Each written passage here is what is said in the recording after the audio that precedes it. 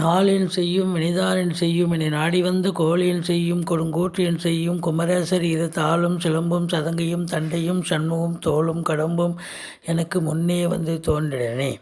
உலகமெங்கும் வாழ்ந்து கொண்டிருக்கும் ஸ்ரீ குபேரன் டிவி நேயர்களுக்கு சைதை ராஜாவின் அன்பான வணக்கங்கள்.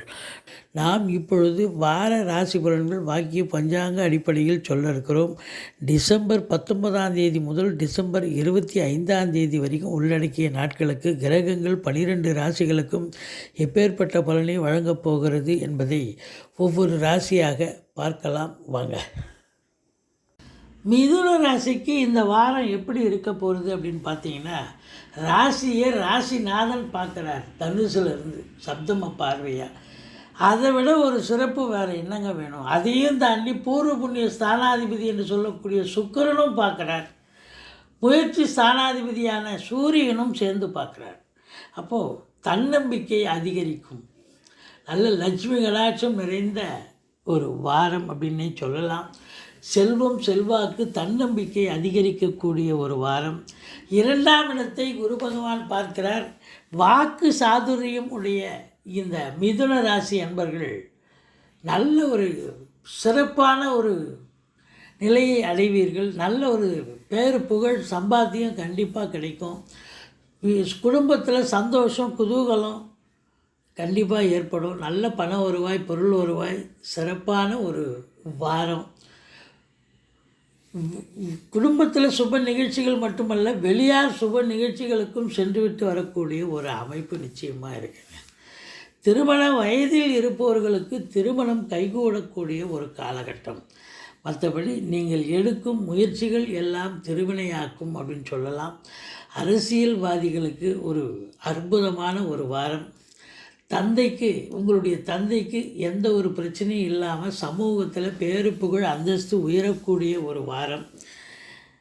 மற்றபடி 4ஆம் இடத்தை குரு பகவான் பார்க்கிறார். மாத்ருஸ்தானம் தாய் வழி சொந்தங்களால் ஆதரவு. படிக்கும் மாணவ செல்வங்கள் நல்லா படிப்பாங்க. கல்வி நிறுவனங்கள் கல்வியாளர்களுக்கு ஒரு பொற்காலம். மற்றபடி வீடு வாங்கணும், மனம் வாங்கணும், சொத்து வாங்கணும்னு நினைக்கக்கூடிய அன்பர்கள் கண்டிப்பாக வாங்குவீங்க. அதற்கான முயற்சியில் இறங்குவீங்க. ஒரு சிலர் வண்டி வாகனம் புதுசாக வாங்கணும்னு நினைக்கக்கூடியவர்கள் வாங்கக்கூடிய ஒரு காலகட்டம். மற்றபடி 5ஆம் இடத்துல கேது இருந்து சனி பார்க்குறது உண்மையிலேயே ஒரு மைனஸ் தாங்க.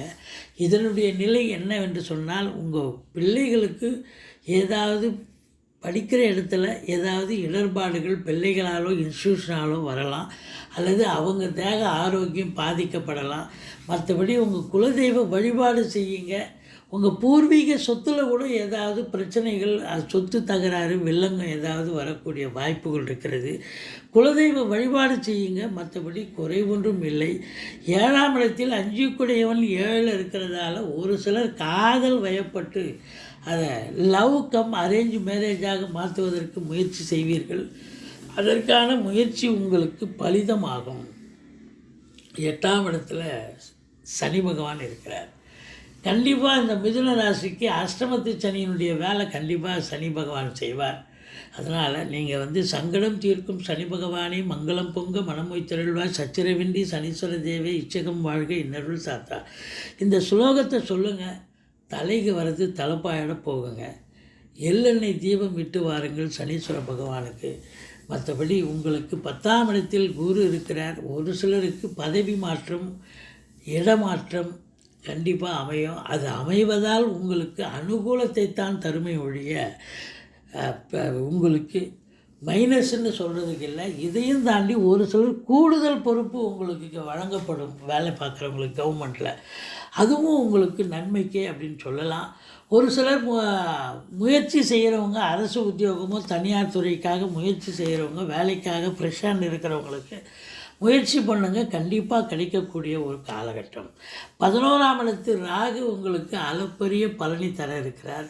உள்நாட்டு வாணிபம், வெளிநாட்டு வாணிபம், ஏற்றுமதி இறக்குமதியாளர்கள், ஷேர் மார்க்கெட்டில் இன்வெஸ்ட் பண்ணுறவங்க, ஸ்பெக்குலேஷன் பண்ணுறவங்க, ஆன்லைன் பிஸ்னஸ் பண்ணுறவங்க, ஹோட்டல் பிஸ்னஸ் பண்ணுறவங்க, இவங்களுக்கெல்லாம் ஒரு சிறப்பை தரக்கூடிய ஒரு அமைப்பு இருக்குங்க.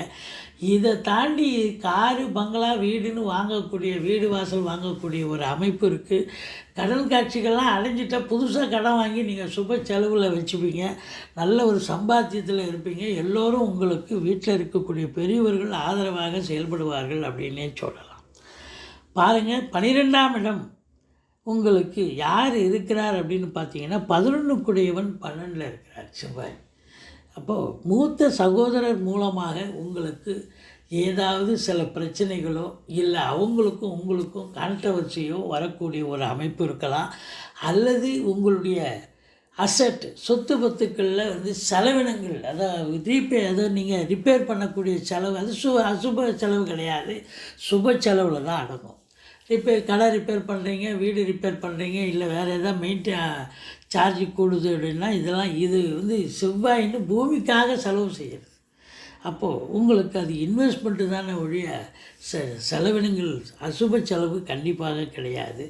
இந்த மிதுன ராசிக்கு 25ஆம் தேதி சந்திராஷ்டம தினமாக இருக்கிறதால நீங்கள் அந்த ஒரு நாள் கொஞ்சம் எச்சரிக்கையாக இருந்தீங்கன்னு சொன்னால் ஓரளவுக்கு தலைக்கு வர்றது தலைப்பாயோட போகும்.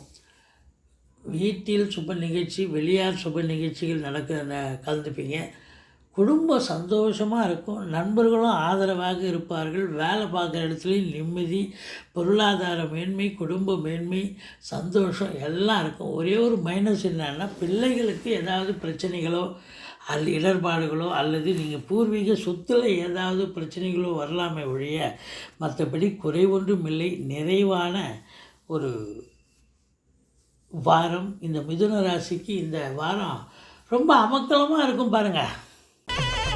ஸ்ரீ குபேரன் டிவியை பார்த்தமைக்கு நன்றிகள். மேலும் இது போன்ற தகவல்களை தெரிந்து கொள்ள ஸ்ரீ குபேரன் டிவியை சப்ஸ்கிரைப் செய்யுங்கள். மறக்காமல் பெல் ஐக்கானை கிளிக் செய்யுங்கள்.